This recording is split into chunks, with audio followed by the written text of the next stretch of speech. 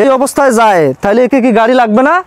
গাড়ি লাগাই দিয়ে এর ক্ষতি হবে, এ তখন পড়ে যাবে, বড় ধরনের ক্ষতির সম্মুখীন হইতে পারে। এই জন্য আসসালামু আলাইকুম, তোমরা সবাই কেমন আছো? আলহামদুলিল্লাহ, আমিও ভালো আছি। আচ্ছা, আজকে আমরা একটা গুরুত্বপূর্ণ বিষয় সম্পর্কে জানবো। সেটা হচ্ছে তোমরা প্রত্যেকেই তো স্কুলে আসো, স্কুলে আসার সময় প্রত্যেককেই রাস্তা দিয়ে আসতে হয়। রাস্তা দিয়ে আসতে গেলে অবশ্যই রাস্তা পারাপার হইতে হয়। প্রত্যেকে রাস্তা পারাপার হয়ে আসো না? দেখা যাচ্ছে যে কারো বাসা কাছে, কারো বাসা দূরে। বিশেষ করে যাদের বাসা দূরে, অনেক হাইওয়ে রোড আছে, অনেক লোকাল রোড আছে। এই রাস্তাগুলো দিয়ে আসতে গেলে তোমাদের কিন্তু অনেক ঝুঁকির মধ্যে পড়তে হয়, অনেক দুর্ঘটনা ঘটে। তো আমরা সেই বিষয়টা সম্পর্কে আজকে জানবো যে রাস্তা কিভাবে পারাপার হইতে হয়, মানে রাস্তা কিভাবে পার হইতে হয়। আমি সেই বিষয়টা তোমাদেরকে আজকে প্র্যাকটিক্যালে দেখাবো এবং আমরা এখান থেকে শিক্ষা গ্রহণ করবো। ওইদিকে আসো।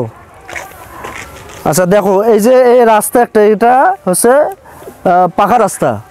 এই ধরনের রাস্তা বড় আছে, ছোট আছে। আচ্ছা, রাস্তায় দেখো তো এখানে দাগ দেখা যাচ্ছে না? সাদা দাগ দেখা যাচ্ছে না, লম্বা? আচ্ছা, এই সাদা দাগটাকে কি বলে তুমি জানো? আচ্ছা, তুমি জানো না এই দাগটাকে কি বলে? এই দাগটা হচ্ছে, এই দাগটার নাম হচ্ছে জেব্রা ক্রসিং। কি সবাই বলো তো কি দাগ? এই দাগটার নাম হচ্ছে জেব্রা ক্রসিং। মানে তুমি যখন এই দাগটা থাকবে রাস্তায়, যখন পারাপার হইতে যাবা, আগে লক্ষ্য করবা যে এই ধরনের দাগ আছে কিনা। কি মনে রাখতে হবে?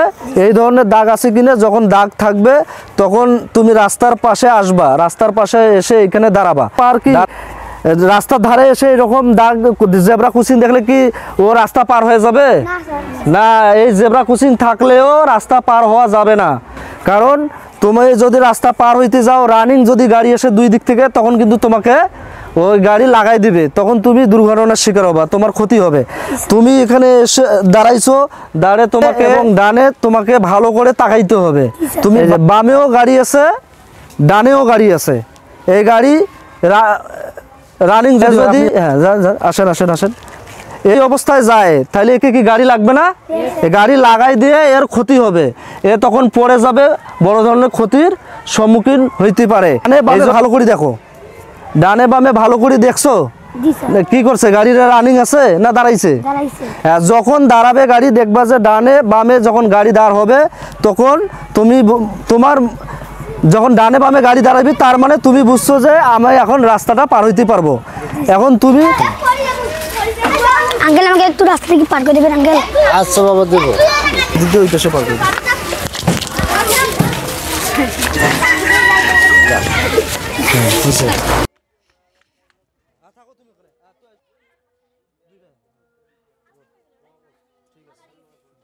শুধু দর্শক মণ্ডলী, আপনারা যারা এতক্ষণ ভিডিওটি দেখলেন যে রাস্তা পারাপারের কিছু নিয়ম কানুন আমরা দেখালাম। আমার যে ছোট ছোট সোনামণিরা আছে, ওদের মাধ্যমে আমরা দেখতে পেলাম যে রাস্তা পারাপারের কিছু নিয়ম কানুন আছে, সেইভাবে তারা রাস্তা পারাপার হয়েছে। এখানে আমরা প্রথম ফলো করলাম যে রাস্তা পারাপার হইতে গেলে জেব্রা ক্রসিং, মানে সাদা দাগ আছে রাস্তার উপরে, সেইটাকে বলে জেব্রা ক্রসিং। জেব্রা ক্রসিংয়ের মাধ্যমে কিন্তু আমরা রাস্তা পারাপার হওয়ার একটা দৃশ্য দেখছি। আর একটা দৃশ্য দেখলাম যে রাস্তা পারাপার হতে গেলে দেখলাম যে এ দৌড় দিয়ে রাস্তা পার হলো। আরেকজন দেখলাম যে রাস্তা পারাপার হওয়ার জন্য ডানে বামে তাকায় রাস্তা পার হয়েছে। আরেকজনকে দেখলাম যে রাস্তা পার হইতে গেলে সে একাই রাস্তা পার হইতে পারতেছে না, সে একজন তার আঙ্কেলের কাছ থেকে সহযোগিতা নিল, যে বলল যে আঙ্কেল আমি রাস্তা পার হইতে পারতেছি না, রাস্তাটা পার করাই দেন। রাস্তা পারাপার এভাবেই হওয়া দরকার এবং রাস্তা পারাপারে আমাদের সচেতনতা অবলম্বন করা দরকার।